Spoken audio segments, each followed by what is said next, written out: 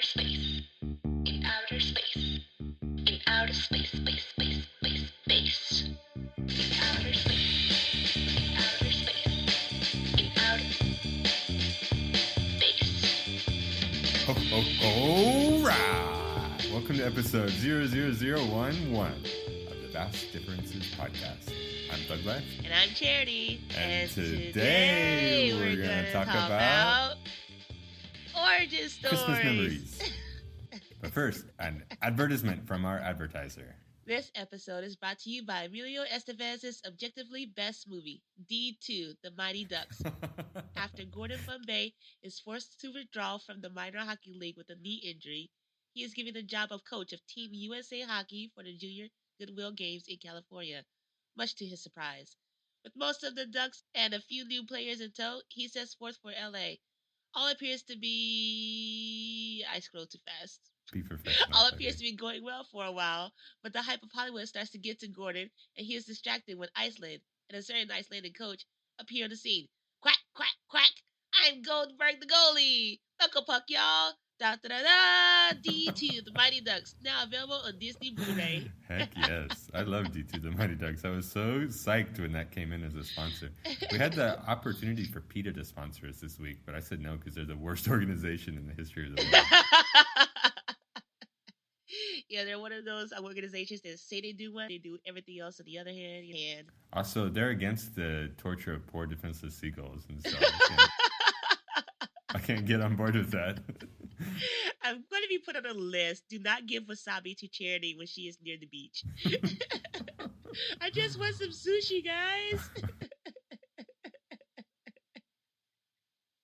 So, origin stories. That would imply you have a superpower. What's your superpower? No, see, origin stories doesn't always have to do with superheroes, even though I do love superhero movies and their origin stories. But I'm talking about, like, how people meet, how people come to know each other, and the things that wouldn't have happened if you hadn't taken that one step. For example, how we met. I almost didn't go. So we met at a salsa dancing class in South Korea. And it was when ThugLife was here just on a visa run. Am I giving away too much information? No, you'll be fine. Lots of people do visa runs. So he was here on a visa run only for a few days, and he was at a salsa dancing class that I usually go to. But that day I was feeling like, I don't really want to go, but my roommate dragged me there anyway. And then I had a lot of fun, and there was this tall white guy there. Oh, is that too much information? No, there's lots of white guys in the world. So there was this tall... How many white guys are there named ThugLife, though? I'm the only one. You exposed my secret That's argument. true. Well, just don't introduce yourself as ThugLife in the real world. But yeah, like this tall white guy in a room full of Asians and short white girls. Yeah, and then we danced, and I noticed him. One, because he was a tall white guy, but another because I could tell it was cold inside the room by looking at his shirt. What? Simple joke.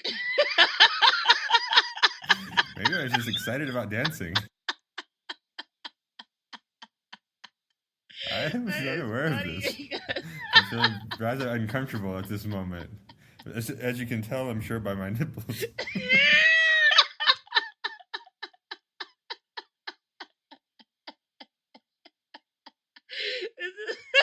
Yeah, but this is one of those double standards because you can't say the same thing to me.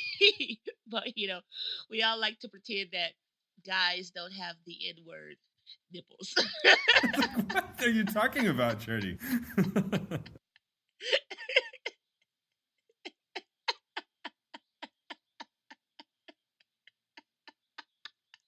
Oh, yeah. But yeah, so I noticed him, and he said that he was only going to be here for a couple of days. And who had the idea to go to the museum? Probably me, because one of the things I really wanted to see in Busan was the Van Gogh Museum. Okay, so I'm usually forward and extroverted. My friends would think I'm lying, but it's true. I offered to go with him with another friend of mine, and we met, and then there's just, everything just fell into place, and now here we are doing a podcast. Famous podcasters. Yeah, so... If any step would have went differently, Like, if that morning I hadn't have got arrested and fled from the cops, I never would have left the country and gotten to Korea, and we never would have met. Like, just a smidgen more lazy, then I would have gone to salsa class. And then this morning, I would probably be sleeping. Oh, so this is a sad story, actually. Yeah, it's a sad story. Cautionary tale. Learn from my mistake. Don't go to But salsa. yeah, it's a lot of those things. Like, I love chance meetings. Like, you wouldn't know this person except that you did something differently in your day, and now this person is like an important part of your life. Yeah, isn't that interesting? And any tiny little change along the way, like, yeah, not just that day, but things that happened the week before, the month before, the year before, like tiny inconsequential decisions. Exactly. That, like, they just snowballed and avalanche. So I also have another friend who's super important in my life. And I met him during a dance class at university. And it was like a 1 day a week class. It was like my last quarter of college. And I just like combined all these sports classes. I took like 7 sports classes. And I saw a dance class. I was like, I really wanted to take that during my whole college career, but I never did. And then I went there and I met one of my best friends now at this class. And we just connected. And it was just like, if I hadn't decided to sign up for that class finally at that point in time, I never would have met him. And that's just so weird to me, because like people become so important and then you don't realize that if you hadn't taken certain steps, you never would have known them. Yeah. But that could also be the opposite. What if you're living the life right now without a certain important person in your life because you didn't take a certain step? So you're living in an alternate universe where that person doesn't know you and you don't know them, but in an alternate universe, your version of yourself is being like, what would it be like if I had never met this person? And that's your life right now. And what about from the opposite perspective? What about, so you decided to go to dance class that one day that I was in Korea and we became best of friends and we're making this awesome podcast. But what if you hadn't gone to that dance class and you went to something else, you went on a different course and ended up like curing cancer or something like that? Oh, yeah. And here I am wasting your time with a podcast. Man, I don't know if you're worth it. ThugLife. I kind of feel bad about meeting you now. Seriously, you could have ended world hunger. Yeah. You might be the president of the United States. Oh, man. I'm sorry. Well, I'm deeply sorry. at least I got a podcast, so. At least a little bit of consolation. Yeah. So, origin stories. Or do you think that destiny causes things to happen whether you want to or not? Like in that show Lost, where Desmond's like, whatever I do, I can't keep you from dying, Charlie. And that's a Scottish accent. I don't know if you could tell. It was some accent. But it was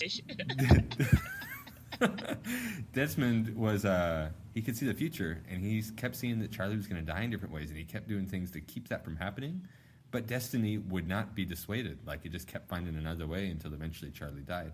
And so what if it's like that like there's certain things in your life that have to happen, and whether it would have been at that dance class or later in jail or in Japan or something like that, we would have met so we could make this important podcast. I don't know about destiny. I think there are like several predetermined paths that you could take, but I think destiny is too dependent on the fact that humans are stable creatures when we are not, because we are just random. It also depends on our moods and emotions, and so destiny might be like, okay, they're gonna do this today, but then you wake up and you're feeling like really crappy, and then you're like, I'm not going to do anything today.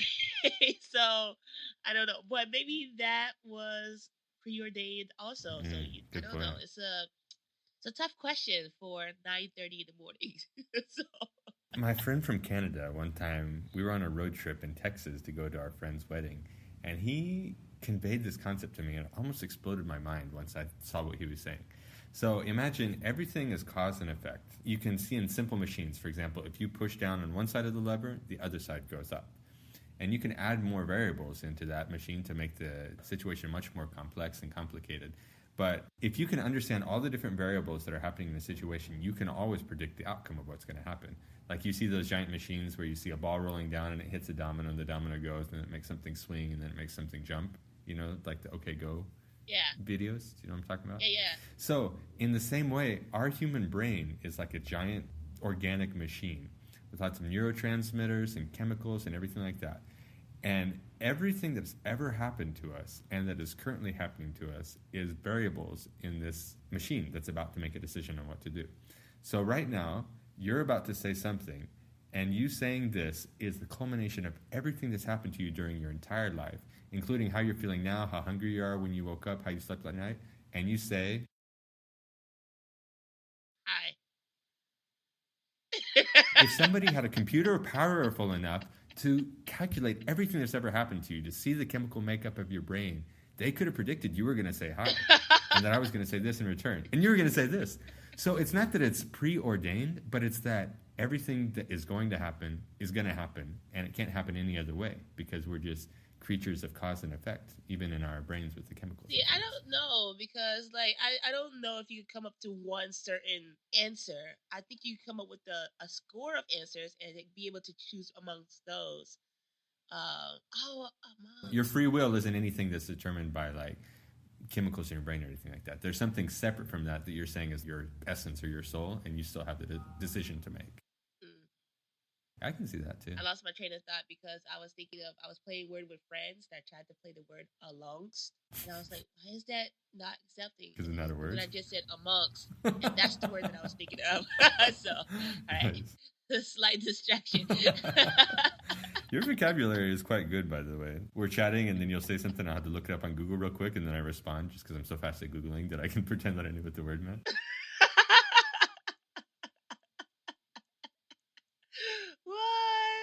Thanks. I didn't realize, but yeah, play me in words with friends, and I'll kick your butt. Okay. But yeah, that should be preordained also. Also, I would like to say one more origin story. I would like to give a shout out to one of my dear friends. Her name is Jennifer, and she has a blog called Jenny is Free. JENNYIS. Oh yeah, that one's really good. FREE. Yeah, GeniusFree.com. And our origin story, I met her in Korea. We were, I think, playing Ultimate. And then one day I decided to go watch Jurassic World for the second time. I was like, does anybody want to come watch it with me? And Jen answered. And we went and we watched the movie, and it was great. We had a fun time. And she made a lot of funny quips about the movie, and it was great. And now she's like got her own blog. Well, she's had a blog for a long time, but I became aware of it. And she's getting a book out next week. Ooh. And her birthday's next week. And it's cool because it's like this origin story. And then I listened to her on a different podcast today. And we both started with Ultimate Frisbee. And now we both have podcasts. And she listens to this podcast. And I listen to that one. If she's ever in another one, I'm going to listen to that. But yeah, origin story. We should bring her on as a guest. Yeah. It would be cool. I don't think he could handle all our quips, though. So he might be like a side character. Challenge accepted. To become a side character. Yeah. I'm getting tired of talking. Please carry your own weight. But yeah, check out her blog, jennyisfree.com. And she'll give you links to her book that's coming out next week and everything. Cool. Cool girl. Cool lady. Cool. Cool. No doubt. Cool. Legit. Cool. No doubt. Speaking of origin stories, part of the way that I am was caused by my dad's crazy sense of humor. And when we were a kid, we would always go out on Christmas morning, first thing before we opened presents or anything. And my dad would be like, look, and there'd be there'd be reindeer poop on our porch. And then he'd be like, look, and he'd point up at the roof, and there'd be reindeer poop on the roof too. And like it was on the roof, and then it fell onto the porch. He's like, Santa Claus was here last night.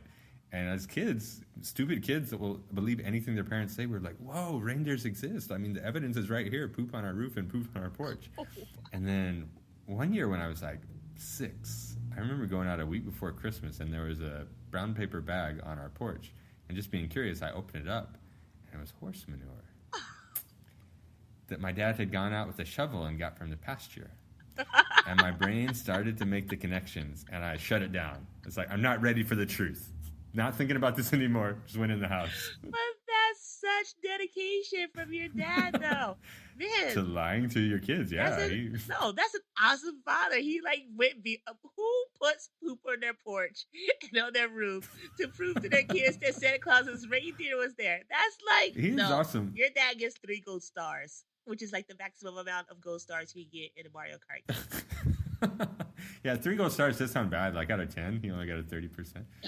But he really convinced me, though, because I remember I was a kid and I had a dream, and it was so real that I saw Santa Claus in our living room unpacking things from his pack. And then I went back and went to sleep. And I woke up and I told my mom and dad, I was like, Mom, Dad, I saw Santa last night. I saw him. He was in the living room.